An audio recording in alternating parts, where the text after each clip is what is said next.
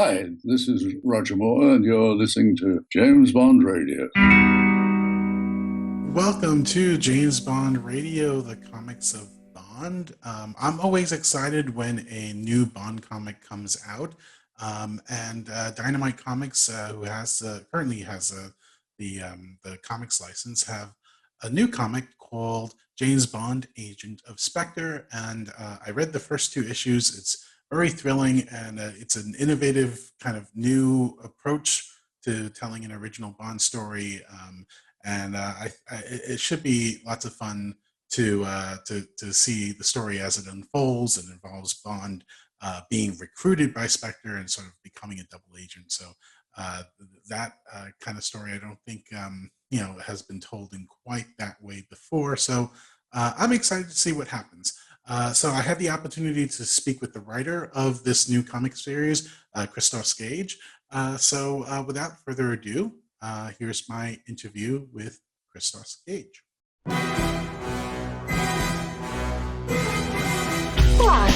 My name's Bond. James Bond. Bond. James. Bond, what do you think you're doing? Keeping the British end up, sir. Welcome to James Bond Radio. News, reviews, and discussion for all things 007. Lucy. As you can see, I have no problem with female authority. Oh, pipe down 007. Do you expect me to talk?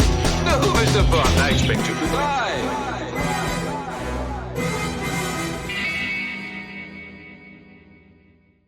Hello, you're listening to James Bond Radio, the comics of Bond. I am your host, Jack Lugo. My next guest is has an extensive career in comics and television. The comics he's worked on include Deadshot, Avengers, G.I. Joe Cobra, a sequel to The Man with No Name, and Spider-Man. He's also done some TV work, including work on Daredevil, Hawaii Five-0, Law and Order SVU, and some more. I'm talking about Christos Gage, and he is also writing the new James Bond comic, James Bond, Agent of Spectre. Welcome to the podcast, Christos. How are you?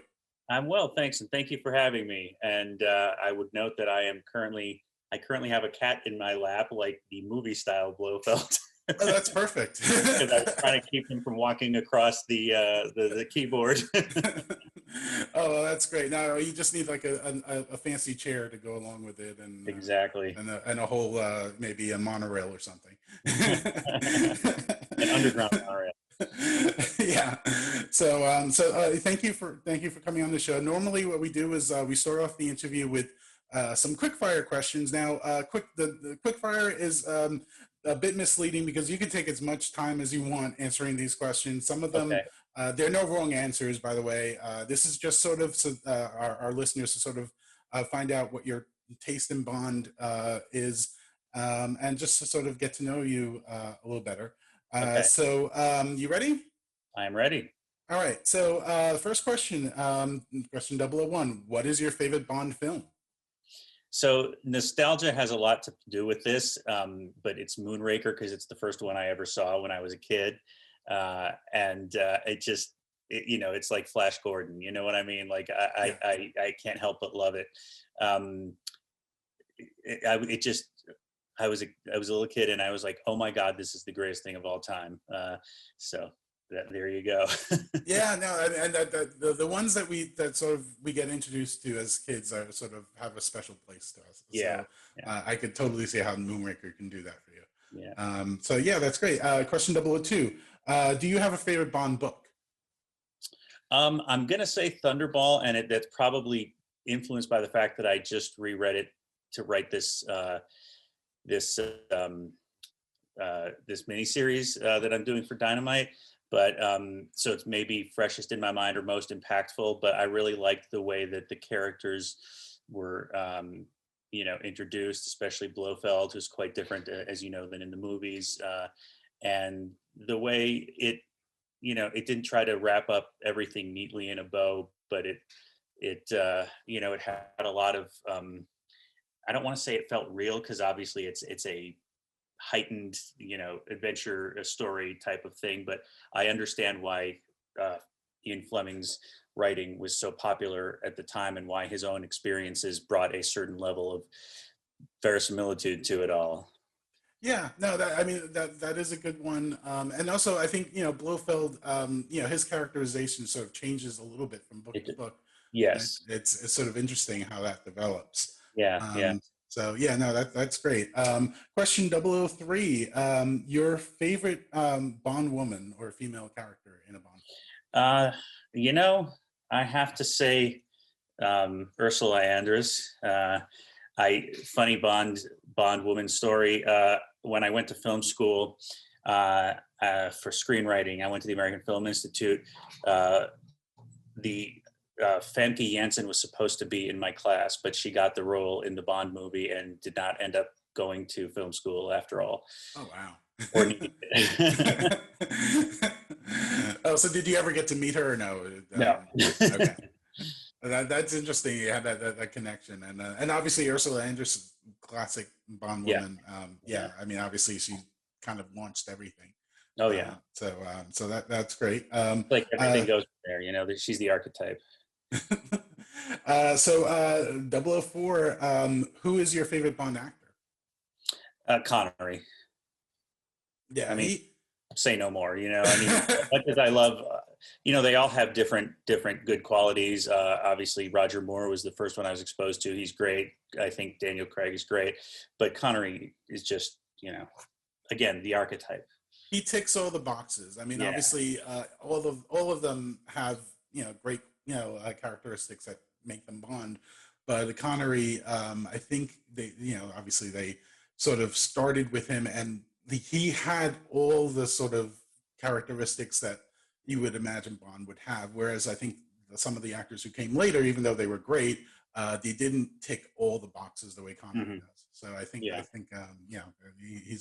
I mean, obviously we just lost him recently. He's my favorite as well, actually. Do you have an earliest Bond memory? It would be Moonraker, going to see it in the theater. I think it must have been at least PG, or my parents wouldn't have taken me to see it. But I just, Jaws was such a cool villain, and going into space and all of that stuff. I just was like, wow, this is such a great, amazing spectacle. And, it was a bit like seeing this first Superman movie, which was around the same time, if I remember correctly. I was just like, this is really cool. And then soon after that, they started showing the Bond movies on TV, the older ones. This was before, of course, videotapes, DVDs didn't exist, and I would watch them, and obviously they were edited somewhat for television. I don't think too much, because especially the older ones were already fairly, they didn't want to run afoul of the ratings board. But anyway, I started watching them, and that's how I encountered the Connery ones. And, I remember seeing Dr. No and The Man with the Golden Gun and all these. I don't think I saw them in any particular order, just whatever was being shown on TV. But it's hard to explain to someone now who has access to pretty much everything at once, how exciting it was to find out something was going to be on TV that you hadn't seen, and just wait, like you'd mark it on your calendar and wait for it, Yeah, I know. It's like, I remember the days you would hope, if you had a video store membership, you'd go to the video store and hope that, a certain film would be there, and it may or may not end up on TV at some point, but yeah, it was a different time, definitely. Question 006, is there, have you been to a Bond location, or is there a Bond location you'd like to visit? I don't, to my knowledge, I have not been to a Bond location. I would probably like to visit, let's see, off the top of my head, I can't think of any that I'm like, oh boy, I want to visit this place, but wherever, I'm going to say the space station in Moonraker. No, I'm kidding. Gosh. I can't think of one. I'm going to have to pass on that one. No problem. How Yeah. about you? Well, my wife and I have GoldenEye on our bucket list. That's where Okay, that's Fleming wrote all the novels, and it's been sort of converted into a resort. It's very high end. It's very expensive to stay there. Ah, But you love to get expensive. but yeah, no, it's kind of but I have a few Bond friends who run other podcasts and stuff who've been there, and all of them say it's incredible. So that's definitely a bucket list item. Cool. Question 007. Do you have a favorite scene from the film franchise? Let's see. From the film franchise, in the first, what's the one with the? This is going to show my ignorance. The Daniel Craig one where he's running across those things that are falling. Do you know what I'm talking about? Oh, the beginning of Casino Royale. That's it. The parkour. The parkour. Yeah. I was just sort of, at that point I was a full-grown adult and thought I, would not be able to have this sort of sense of wonder at a Bond movie that I once did, and that one did it for me. So yeah. Yeah, no, it's very thrilling, and it's definitely every time I see that, it's certainly gets me right into the film. Mm-hmm. So yeah, definitely that's a good one. So a couple more. Is there a Bond-like or a spy-like thing that you've ever done? No. No. No, the closest I get is I've done a Blowfield thing. I just had a cat on my lap. Well, yeah, there you go. You just you had you're stroking the cat. So yeah. There you go. So last one. Do you have a favorite Bond theme song? Oh gosh,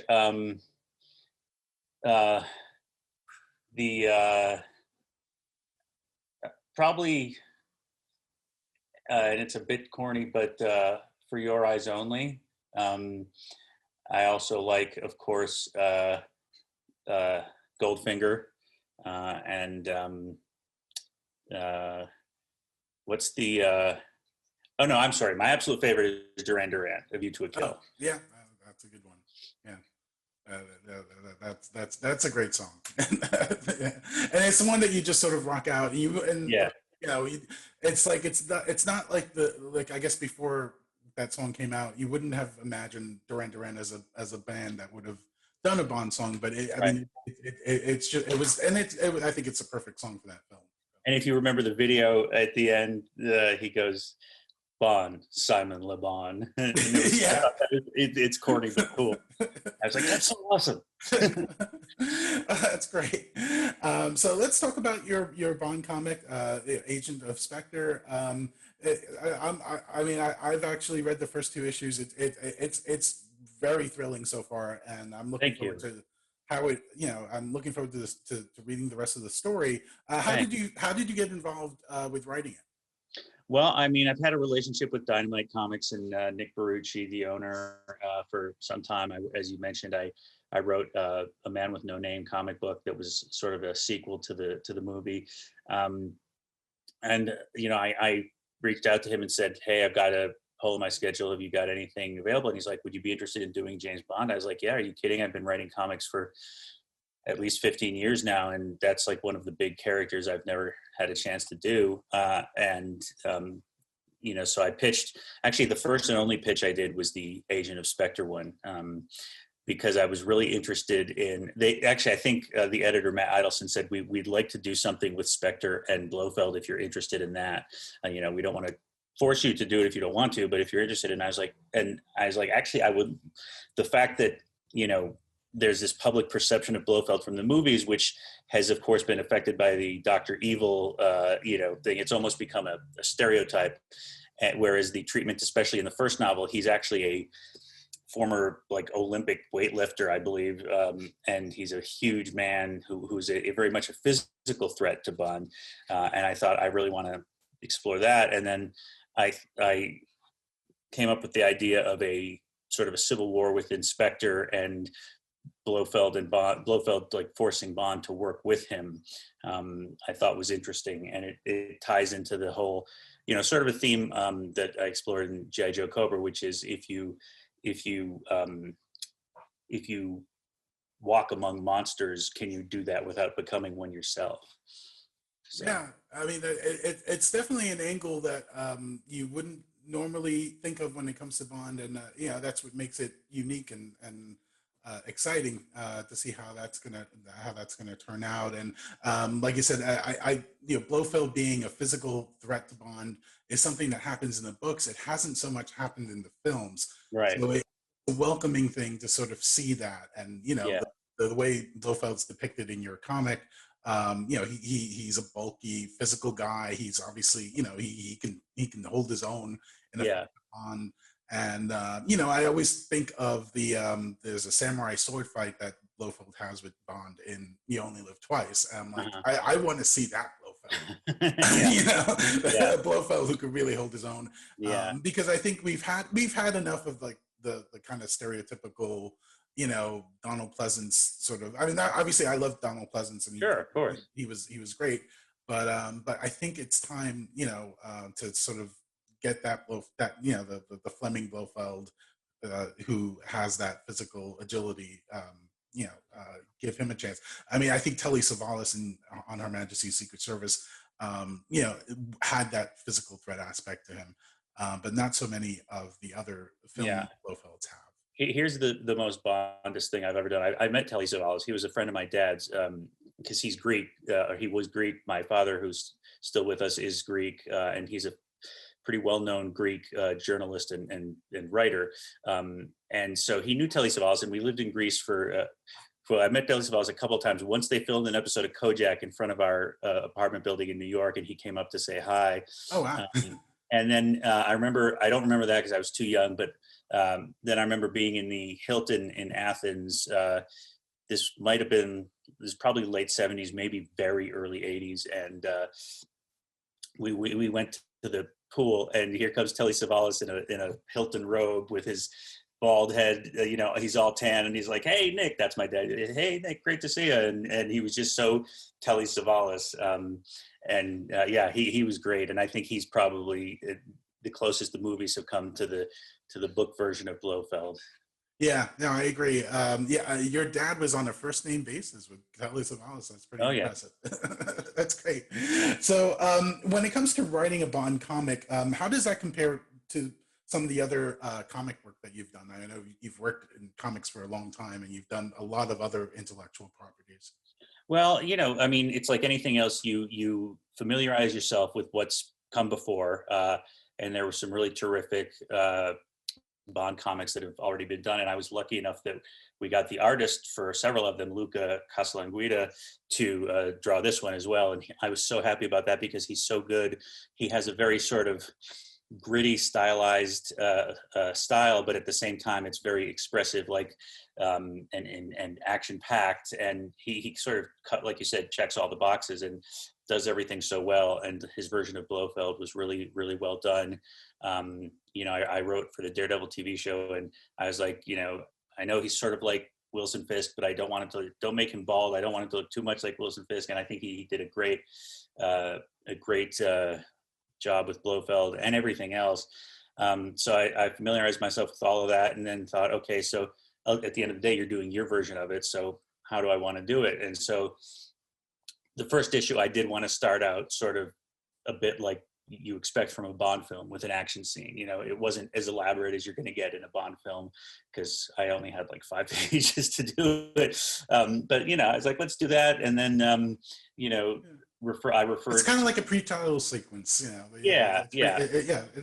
pretty well executed. Yeah. Okay, good. And then, I referenced prior Bond comics like Eidolon, and you just sort of you familiarize yourself with what's come before, decide what you want to stick to and what you might want to differ from, and just go from there. And of course, I reread Thunderball, and just to make sure that I was, because we're doing Ian Fleming's James Bond, we're not doing the film's version per se, and I wanted to make sure that I was faithful to that. And you'll see various people who've read the novel recently, like the breath mints that Blofeld likes to chew on while he's talking.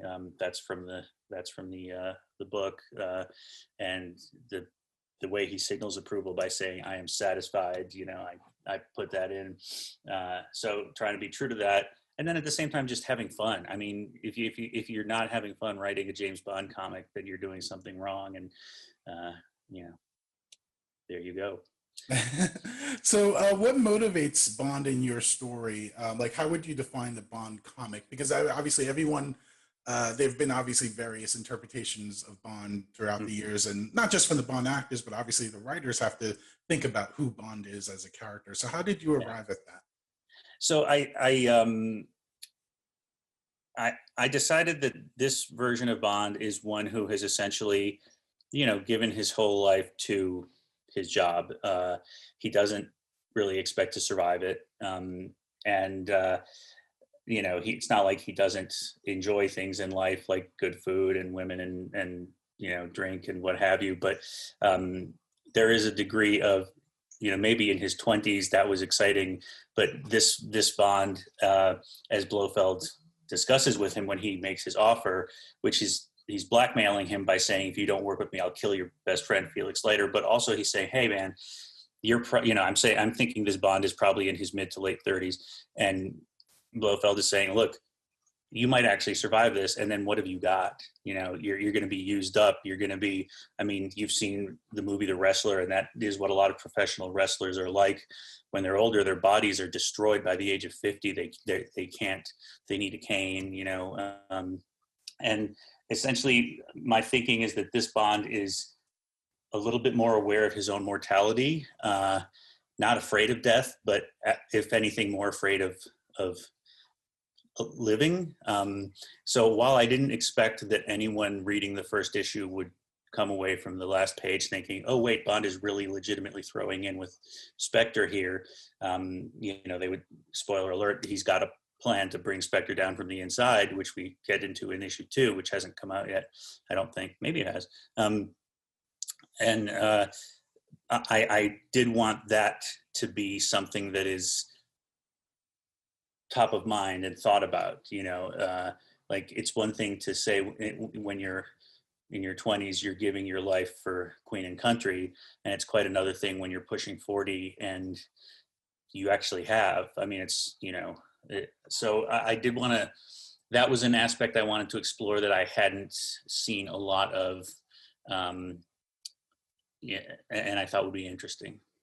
Yeah, no, I like the fact that you explore this sort of psyche within Bond about, within that conversation with Blofeld about him not having any real true friends. I know he has sort of like his MI6, the camaraderie that they have there, but it's not really a friendship. And the closest friend he really has in the Fleming books is Tanner. And a little bit after the post Fleming novels, the continuation novels, you see a little bit more of their friendship too. But I like the comic has been Felix, so I was sort of inhabiting that role. Yeah, no, I like that, how, like, he arrives at this conclusion about Bond and his friendships, and like, he also brings, Blofeld also brings up Bond's housekeeper, May, which I thought was a nice touch. Yeah. And like how May is unaware of what Bond really does. Right. I think, there's a lot to sort of explore. Like you said, there's this whole idea of, what happens to a character like Bond as he gets older. Sometimes, we always think of Bond as always surviving and always accomplishing a mission. But then, what happens as, you progress into a later stage in your life. Right. And how do you process? He doesn't seem to me like the person, like, I don't think he ever wants to be M, right. I don't see him sitting behind a desk. Like, he'd be miserable. So yeah, it's interesting. I'm sure there are some people who could go from a role as Bond to something like, it's like how John Glenn went from becoming being an astronaut to being a politician, and that worked out great, but I don't think that would work for Bond. Yeah, no, I think it's a significant point. And like you said, obviously, Bond has his own kind of within your story, his motivations for, throwing in with Spectre. But obviously, you can see how that sort of, think that whole conversation that he has with Blofeld towards the end of that first issue, how that could sort of get into his head as well. So it'll be interesting to see how Bond sort of processes that, and also deals with the practical part of actually, what choices he has to make when he's doing this whole double agent thing. So no, it's gonna get interesting. The second issue isn't out yet, but I did get like an advanced copy of it, and I have to say it ends on a real doozy of a clip. And I'm like, no, I need to read more. And that's the idea. Now I have to wait till issue 3, which is going to come out in a couple months, because issue 2 comes out next month. It's definitely. I'm totally, I'm really engaged with the story. Without spoiling anything, can you give us a little teaser of what lies ahead in future issues? Okay. Well, as you said, in issue 2, we have Bond is in the U.S. He's in Washington, and he's been tasked with eliminating Blofeld's rival, Titania Jones. That's an original character that I came up with, and I had fun coming up with a Bond villain name, Titania Jones. I like that. She's sort of a newer member of Spectre's ruling council who has instigated a war against Blofeld, who's number 1 and their leader. And the rest of the Spectre ruling council has sort of decided to sit back and let these two, it's like the Godzilla line, let them fight, let these two work it out, and whoever, it's like a mafia war between two families. The other families, have decided at this point to let these two fight it out and see who wins. So Bond has been assigned to take her out, and she runs she's a former Army captain who runs a security company, so it's not going to be easy getting to her. So he's got to do that, and then, as you said, there's a bit of a twist at the end and a cliffhanger. And then in future issues, we are going to go to Greece, where I lived for several years when I was a kid, and it's Blofeld's mother was Greek, and in the comic, he has an ancestral home there, an island, sort of like Aristotle Onassis. I call it Blowfield Island, but no one in the comic calls it that. But we have and when they go to Greece, that's when we sort of do some of the action scenes that you might expect from the films. And it's a lot of fun doing those. Like, there are actual locations in Greece that I use, so that's really fun. And then, of course, at the end, it all comes together. This 3-way war, and Bond, has to sort of figure out. He has to survive it and figure out what he can do. If he can actually bring Spectre down from within, or will the things he has to do in order to do so make him as much of a monster as Blofeld? This is a bit of a spoiler, but I think in issue 2, this is an off-the-books mission. He has a conversation with M and Moneypenny where they can only trust each other because they know they're not Spectre, but right, because of what happened in Eidolon. But other than that, they don't know anything else. For all they know, that the Queen and Prince William are Spectre, and so they have to. It's an off-the-books mission, and at one point Bond hands over paperwork that essentially, quote unquote, proves that he's turned and is actually working for Spectre, that I think is an acknowledgement that at some point he might cross a line he can't come back from, even if his motivations are noble. So. Yeah, no, I mean, that sounds great. Now, you mentioned Luca. I keep forgetting how to pronounce his last name. No, but I think it's Casalanguida, but I don't know. Okay, Casalanguida. He's the artist. Now, how do, because for anyone not familiar with the comics and, how writers collaborate with artists, how does that collaboration work between the two of you? How you decide? How does do you sort of help him sort of decide the look of the comic or character designs, or does he sort of take your story and sort of? I mean, do his he's own? actually already designed a lot of the characters, like M and Moneypenny in previous issues and his version of Bond.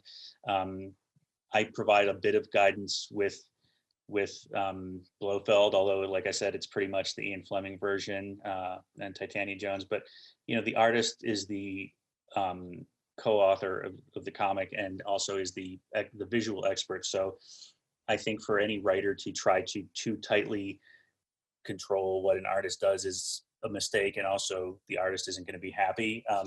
So a lot of times I'll just say, Bond gets into a car, design it as you like, but here's what it's going to do, and stuff like that. And he will also make suggestions, like while he's drawing, when he's got a page to draw, sometimes he'll email and say, this staging isn't quite working for me. Is it okay if I do this instead? And the answer is always yes, because he's got a really great sense of action and visuals. So yeah, I mean, it's very much a close collaboration. I'm trying to think of an analogy. Like, you can't really say movies or TV because there's so many people that work on those, but to some extent, yes, it's like, the director and the cinematographer and the writer collaborating. But yeah, that's how it works. So I write a full script with dialogue and everything, and he draws it. Oh, okay. But he he very much has a lot of leeway to interpret it as he wishes, and he always does a great job. I mean, there are times when if you're working with, let's say, a newer, let's say a younger artist who is just now getting into the business, you might provide firmer guidelines, more specifics than you would with someone like Lugo, who's obviously experienced and knows what he's doing. But with Lugo, you kind of just let him cut loose. And I would be remiss not to mention Heather Moore, the colorist, who has worked with Lugo before. He was very happy to get her. And also Simon Boland, the letterer, who's great and who I've worked with since Man with No Name. But another interesting thing Lugo does, which doesn't always happen in comics, is the sound effects. He draws them into the panels. He makes them part of the art, part of the visual look. And in a lot of cases, that's actually left up to the letterer to put in the sound effects. And Lugo prefers to make it integrated into the art, which I think is an interesting approach. Yeah, I know it's a beautiful looking comic, and it's very everyone who's worked on it has done incredible work so far from the 2 issues that I've read. So cool. I'm glad you feel that way. Yeah, no, so I'm really looking forward to it. And like you said, I guess I mean you've done your the TV work.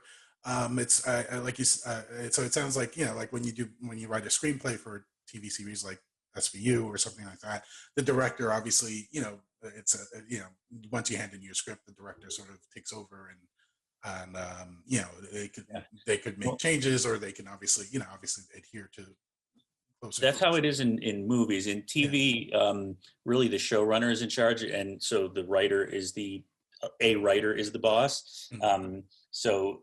But yeah, you never know what a director is going to come up with or decide to do, and in an ideal situation, I mean, a show like SVU has an established look, so every director who comes in isn't going to diverge too far from what the feel of the show is. It's the same with writing. Like, when you sit down to write a script for SVU, you're not trying to reinvent the wheel. It works. You're writing an SVU script. You're not trying to suddenly say, okay, so in this episode they go to Tahiti. It's a musical episode. Yeah, exactly. So but it is very much a team effort, and the team working together. All collaborations are best. Like, I co-write all my screenplays with my wife Ruth, and a collaboration should have the whole being greater than the sum of its parts, and I think that's what we've got here, and hopefully what happens every time. Okay, so is this story planned for 6 issues, or do you think it'll go beyond the 6 issues? I think it's 5. Oh, 5. Oh, okay. Yeah. This storyline is definitely the 5 issues, and then there'll be a collected edition. Whether I do more Bond, I'm certainly open to it. It's whether Dynamite wants to do more with me, and our schedules fitting together. But I'd love to do more, and maybe it would reference this story, maybe not, maybe be something completely new. But we haven't. First I've still got to write the last issue, which I'm working on now, and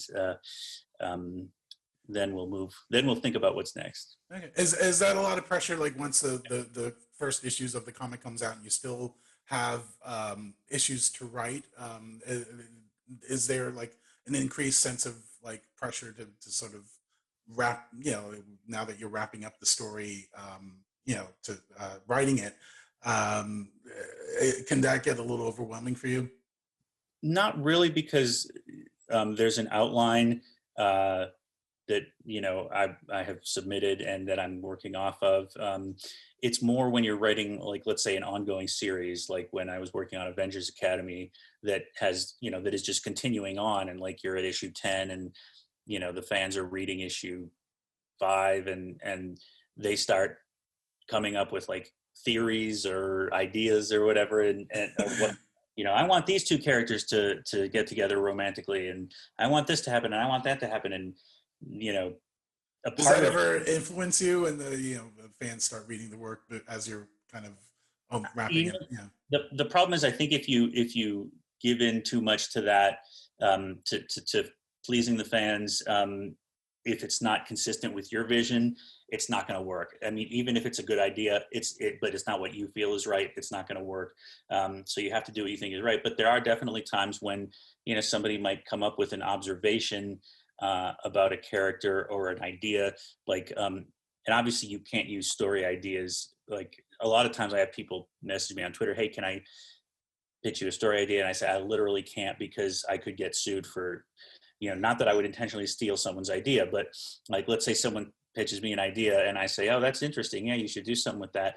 But they'd never do something with it. And then like 3 years later, I'm working on another project. I've completely forgotten that conversation, and that idea sort of bubbles up into my head, and I think it's my own idea. You know what I mean? Right. And then I could get sued, and I'm not a corporation. I don't have lawyers at my beck and call. So I don't listen to story ideas, but there are times when, like when I was writing Buffy comics, there was a part where, I had Buffy and Spike romantically involved, and I knew that there were going to be a lot of people who were really upset about that, because there was a part in the show where he tried to sexually assault her. The difference being that he was a vampire without a soul at that point, and as we all know, Angel, when he doesn't have a soul, is just pure evil and slaughters nuns by the thousands. Right. But when he does have a soul, people don't blame him for that. So I expected some people being upset, but I didn't expect quite the extent of how people were, and rightfully so. They were like, the point is not whether in the mythology of the show they should blame Spike with a soul for what Spike without a soul did. The point is, it can be interpreted that you're saying, hey, if a guy does something that horrible, but then he is nice, then he gets the girl. You know what I mean? And so I made sure to address that in their relationship. Like, it happened in a shower in the show, and there's a part where they've been dating together for a while in the comic, and he just comes in to like brush his teeth or whatever while she's in the shower, and he's like, oh, is my comb in there? And he reaches through, and she just like kicks him through the wall, just instinctively, because even though she knows it's not the same guy, it looks like the same guy, and that makes them address that whole thing. So I don't know that I would have done that if not for the reaction that I got. So there's an influence. It's more of a indirect thing, and it's mostly with ongoing comics. But on something like this, a miniseries, it was.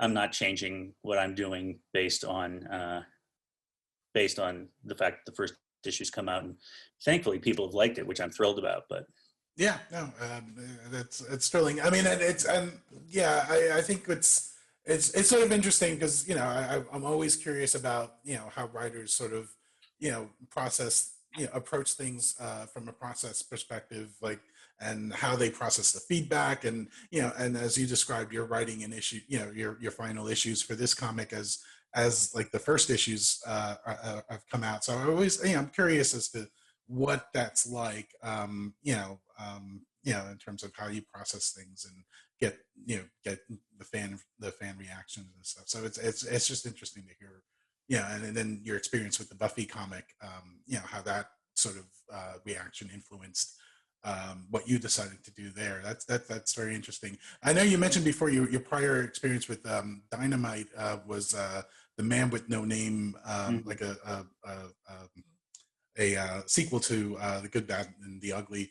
One of our collaborators on this podcast has a Western podcast where he analyzes Western. So he might be. I'll definitely. And I'm curious to find out about that too. I hadn't before I found out more about you. I hadn't realized that there had been a Man with No Name comic that you wrote. So yeah, I'm curious to find out more about that. I might have to check that one out. I hope you enjoy it. Yeah. So what are so getting back to the Bond? Do you have any hopes for No Time to Die and like the future of the Bond franchise? I know you're specifically working on the comics, but as a Bond fan, what are you hoping for once we eventually get to see No Time to Die? I've gotten to an age where I don't really put hopes in things like that. I just wait and see what comes and hope it's good. Other than hoping it's good, it's not like when you're a kid and you're like, gosh, I wonder what's going to happen in the next Star Wars movie, and maybe it's this, maybe it's that. And, and not to sound like I'm denigrating people who do. I mean, I know a lot of people like write fan fiction, and what I do is basically fan fiction because I'm a fan and it's fiction, and it's just like I get paid for it. But yeah, I don't really. I just want it to be good, Yeah, I think that's how most people feel. It's like especially because there's been this whole delay and stuff, where we had the build up prior to the pandemic, right? Expecting the film, and then obviously that sort of fizzled out as we got further delays, and we went deeper into the pandemic. So I think by now, everyone is sort of the mindset of, we just hope it's a good movie once we eventually see it. Yeah. I think that's the best we can hope for. So if, let's say a miracle happens, Christos Gage is given the keys to the Bond franchise, and you can do whatever you want. Maybe expand do like an expanded universe thing, or write something that hasn't been done yet within the Bond franchise. What would you do? Gosh, that's an interesting question.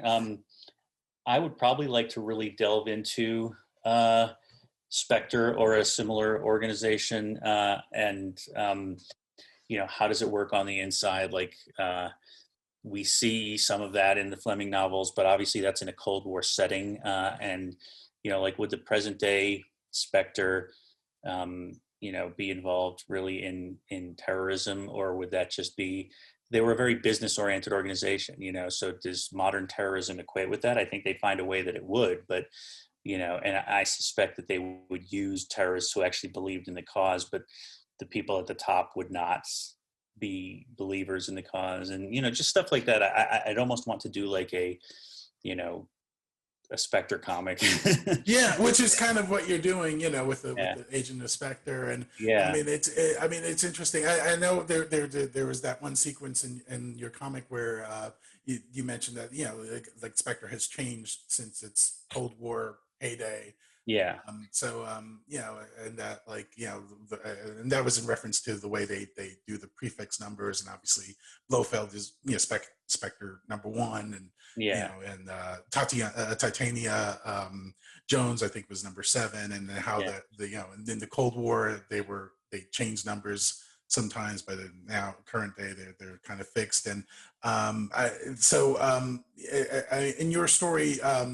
does Spectre sort of does Blofeld sort of have personal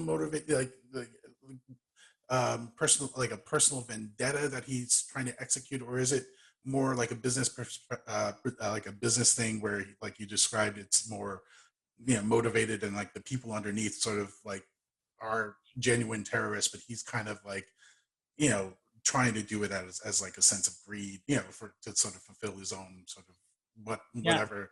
I think he's very much a business person. He is, and he defines himself through that. His success. Like at this point, he's probably got enough money that he wouldn't ever have to work again. But I think the challenge of it is how he defines himself. In the book, there was a description that like he didn't like drink excessively. He didn't use drugs. He didn't, he didn't have much show any interest in sex. And I think he's very much, that's who he is. This is his life. And I think that that's an interesting person and an interesting villain, because it's not like I don't think he hates James Bond. I don't think he likes James Bond. I think he sees James Bond as a tool or an adversary. But at the same time, I think that when someone like Titania Jones like targets him or tries to interfere with what makes him him, he gets really, really pissed off, and you do not want to be in his crosshairs, Don't want to get on Blofeld's bad side. That much I can tell you. So yeah, I'm very much looking forward to seeing how this story unfolds, and reading the rest of of the issues. They typically come out once a month, so definitely if you're listening, go check out, get a copy of James Bond Agent of Spectre, wherever comic books are sold. Thank you so much for joining me, Christos. Thank you. I appreciate you having me. We'll be in touch. I'll definitely, maybe we can have you back on once the final issue wraps, and we can talk about how it ends and all that. Sounds great. Thanks so much. Thanks, Christos. Take care. You too. Thank you so much for listening. I hope you enjoyed my interview with Christos Gage. You can find James Bond, Agent of Spectre, wherever comic books are sold, and also online on the Amazon store, Kindle, Comixology, etc. So I think the issues will be coming out monthly, and it'll be nice to, if we can, talk to Christos again once the series has ended, just to talk about the ending and everything that that we couldn't reveal in this and during the interview. So I hope you enjoyed it. We'll see you next time on the Comics of Bond. Until then, I've been Jack Lugo, and James Bond Radio will return. Hope you enjoyed the show. Good night.